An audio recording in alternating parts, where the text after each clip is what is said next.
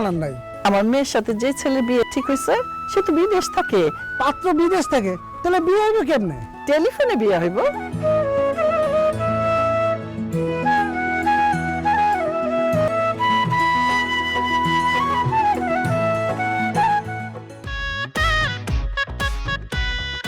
আমি যারে টেলিফোনে বিয়ে করছি সে মাথায় হিজাব পরতো, শাড়ি পরতো, আর এই মেয়ে এরকম জিন্সের প্যান্ট তারপর কি গেঞ্জি মেঞ্জি পরে দাঁড়া রয়েছে।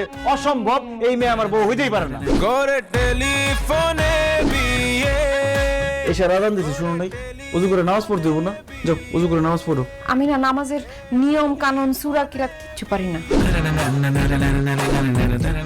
তুমি সূরা কিরাত নামাজের নিয়ম কানুন কিচ্ছু জানো না। এখন থেকে তুমি এই যে মৌলভী স্যারের কাছে বাচ্চাদের সাথে সূরা কিরাত নামাজের নিয়ম কানুন শিখবা।